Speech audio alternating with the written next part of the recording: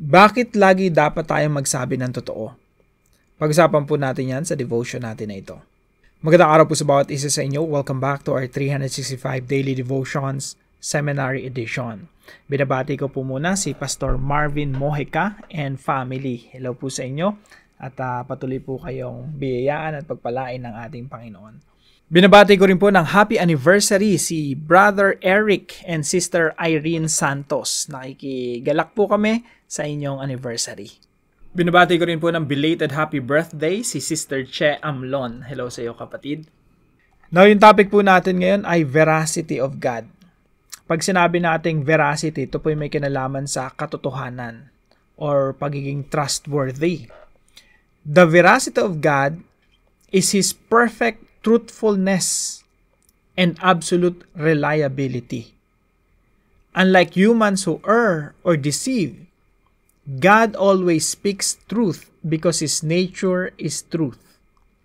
His words never fail, His promises never mislead, and His character is unchanging.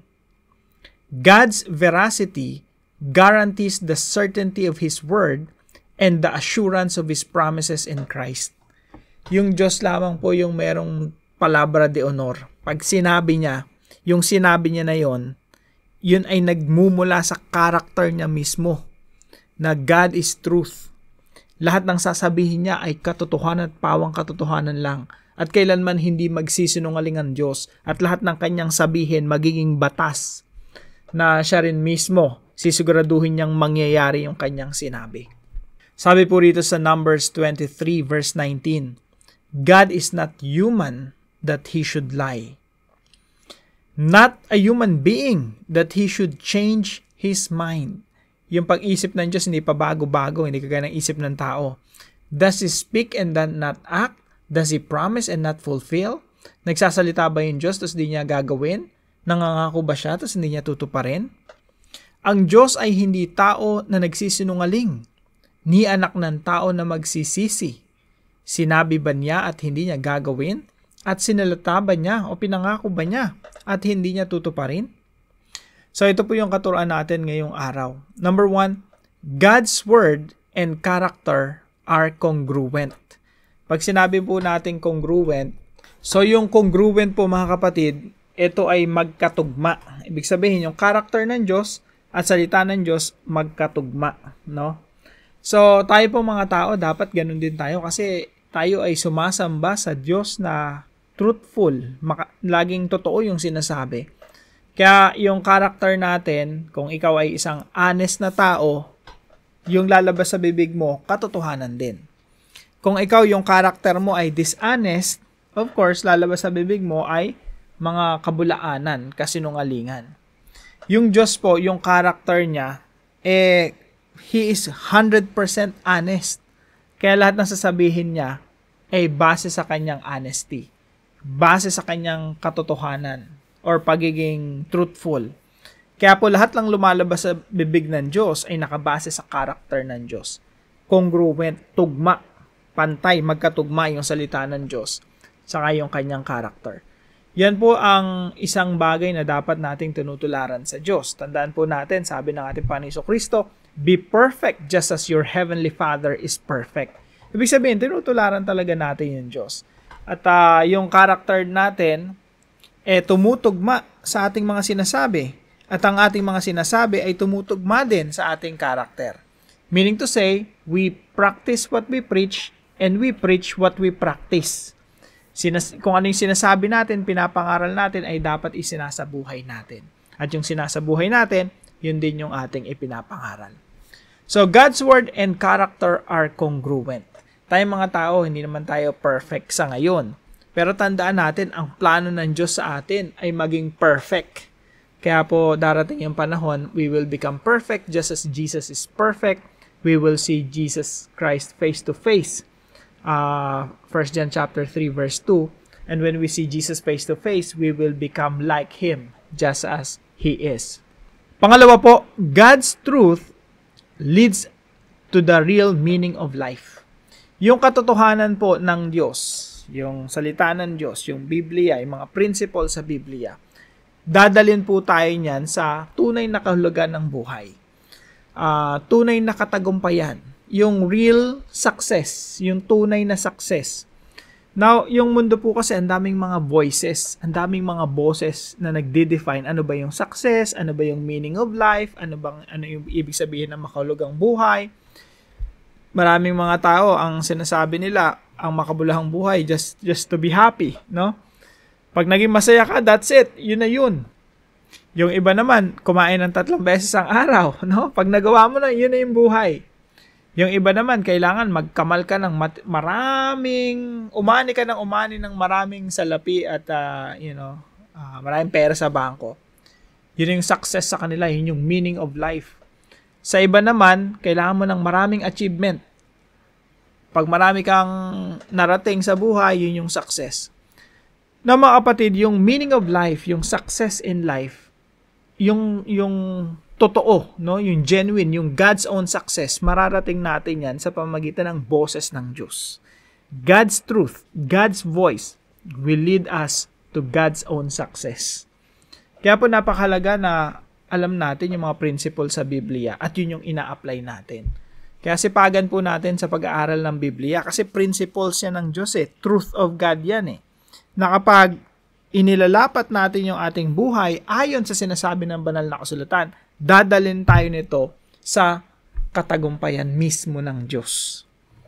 God's truth leads us to the real meaning, real success in life. Pangatlo po, God's truthfulness is completely dependable.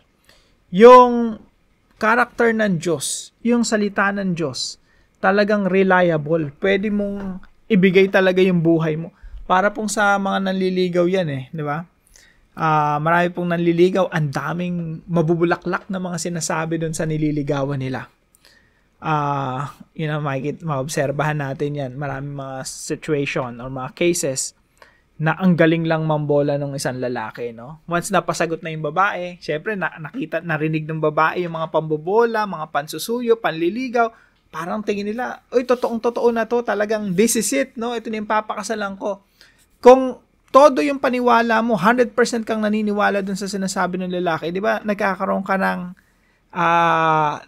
nabubuo yung decision mo na, okay, I will give my life to this guy, to this person. Now, isipin niyo po mga kapatid, yung Diyos natin trustworthy.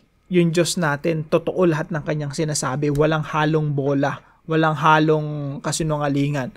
Lahat ng pinangako ng Diyos totoo. Kaya po lahat ng mga principles ng Diyos sa Biblia, dependable, reliable. You can really give your life. Pwede mo talagang itaya yung buhay mo sa sinasabi ng Diyos kasi ang sinasabi ng Diyos totoo. Mapapanindigan talaga ng Diyos lahat ng kanyang sinasabi. Yung mga nanliligaw dyan, yung iba pinaninindigan, yung iba hindi. Nagbabago yung ihip ng hangin, nang-ghosting, nang-iiwan. Pero yung Diyos, hindi mang-iiwan. Hindi tatalikod sa kanyang mga salita. Sisiguraduhin ng Diyos na lahat ng kanyang mga sinabi, tutuparin niya. Lahat ng mga principle sa Bible, mangyayari. No? So, God's truthfulness is completely dependable. Sabi rito, does He speak, then not act? Does He promise and not fulfill?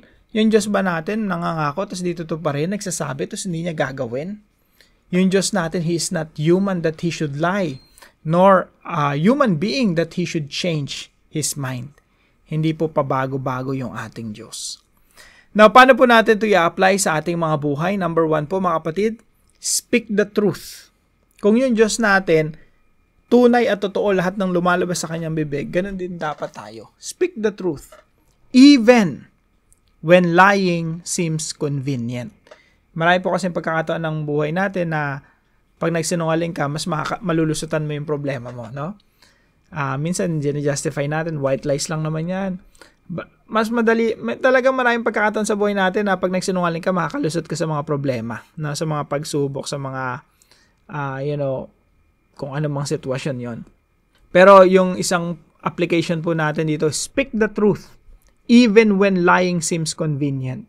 Kahit na actually mas nakakahanga po yung nagsasabi ng katotohanan kasi sila talaga yung totoong matapang. They're willing to face the consequences of their own actions They're willing to take responsibility sa lahat ng mga sinabi nila. Sinabi ko yan, pangangatawanan ko yan, sasabihin ko yung katotohanan kahit na mag-suffer ako. Yung pagsisinungaling, convenient yun eh. Convenience yun eh. So, speak the truth even when lying seems convenient. Proverbs chapter 12 verse 22 says, "The Lord detests lying lips, but He delights in people who are trustworthy." Mga sinungaling na labi sa Panginoon ay kasuklam-suklam, ngunit ang gumagawa ng may katotohanan ay kanyang kinalulugdan. So, speak truth even when lying seems convenient. Pangalawa po, say what you mean and mean what you say. Sabihin mo kung ano talaga yung nasa puso mo, at kung ano yung nasa puso mo, yun yung sabihin mo, no? Lalo-lalo na sa mga babae. Minsan, kung ano yung ang sinasabi, yes, pero yung nasa puso, no, no? Minsan, ang sinasabi, no, ang nasa puso naman, yes, no? Karamihan sa mga babae. Galit ka ba? Hindi. Pero sa puso niya, galit na galit ako. Now, sabi po rin sa Matthew chapter 5, verse 37, all you need to say is simply yes or no. Sabi ni Jesus Christ, no? Ganito lang kasimple, no? Huwag kayong nangangako, huwag na kayong kung ano pang iniisip pa, no? Just say yes when you mean yes. Just say no when you mean no. Ngunit ang inyong pananalita ay maging oo kung oo, hindi kung hindi. Anumang higit pa rito ay buhat sa masama. So, say what you mean and mean what you say. Maganda kung ma-practice po sa ating lahat yan, no? Ano ba talaga yung gusto mong sabihin? Di yun yung sabihin mo. Ano ba talaga nasa puso mo, yun yung sabihin mo. Walang paligoy-ligoy, no? Mas gaganda actually yung communication pag ganyan. Naiwasan yung mga away at mas merong bigat yung sasabihin mo. Kasi nga, pag sinabi mo, alam ng tao na totoo yun. Number 3, stay truthful and honest, even when others are not. Manatili tayong truthful, laging totoo yung sinasabi, lagi tayong tapat, even when others are not. Dito po talaga sa mundo, maraming out of convenience, magsisinungaling, no? Out of convenience, magiging dishonest. Pero tayo po mga Christians, we stay truthful and honest. Kahit na yung iba, puro mamuhay sa kasinungalingan, it doesn't matter. What matters is what God thinks of us. Ano ba iniisip sa akin ng Diyos, no? Kaya kapag naging dishonest tayo, syempre nakatingin yung Diyos sa atin. Yun ang mahalaga sa atin. Ano yung iniisip ng Diyos tungkol sa atin? Nalulugod ba ang Diyos sa atin? Natutuwa ba yung Diyos sa atin o hindi? Again, sabi rito sa Proverbs 12:22, the Lord detests lying lips, but He delights in people who are trustworthy. Kaya po maging practice na natin, no? Simula ngayong araw, na lahat ng sasabihin natin, totoo. At yung pagsisinungaling kasi, nanganganak yan ng isa pang kasinungalingan.